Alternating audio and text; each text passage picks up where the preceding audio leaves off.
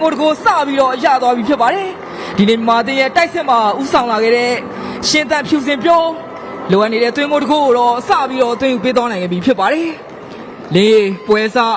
2မိနစ်မပြည့်ခင်မှာပဲမာတင်ဥဆောင်ကိုစပြီးတော့ရရှိသွားခဲ့ပြီဖြစ်ပါတယ် ဟုတ်ကဲ့ပါမကောက်အသင်းကတော့ဒါ73ရက်နေ့ကပွဲစဉ်မှာတော့ခံစစ်ကောင်းကောင်းနဲ့တကယ်ကိုကစားနိုင်ခဲ့တာဆိုပေမဲ့ဒီနေ့ကတော့မြန်မာအသင်းကမကောက်အသင်းရဲ့ခံစစ်ကိုတကယ်ထိုးဖောက်သွားနိုင်တာတော့လင်းတို့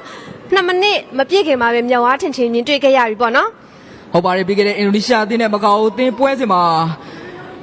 လာရောက်ကြည့်ရှုခဲ့တဲ့အသင်းသားတွေမကာအိုအသင်းကိုဘယ်လိုထိုးဖောက်အောင်မလဲအဖြေရှာတွေ့သွားပုံတော့ရတယ်ဗျာပွဲစား2မိနစ်မပြည့်ခင်မှာပဲမာတင်မကာအိုအသင်းရဲ့ခန့်စစ်ဟာခွက်ကိုတော့အကောင်ကောင်ကြီးတုံးချပြီးတော့ဦးဆောင်ကိုတကူကိုတော့စတင်တွင်းယူသွားနိုင်ခဲ့ပြီဖြစ်ပါတယ်ဒီတွင်းကိုမှာတော့ပင်ပြည့်ရရဲ့ပံ့ပိုးပေးမှုကတကယ်ကိုကောင်းမွန်ခဲ့ပြီးတော့အေးရထဲမှာချိန်သားကရှိနေခဲ့တဲ့ရှင်းသက်ဖြူစင်ပြုံးကလည်းလုံးဝအမှားယွင်းကင်းကင်းနဲ့တေချာပေါက်အပိုင်အခွင့်အရေးကိုတော့အဆုံးသတ်နိုင်ခဲ့တာဖြစ်ပါတယ်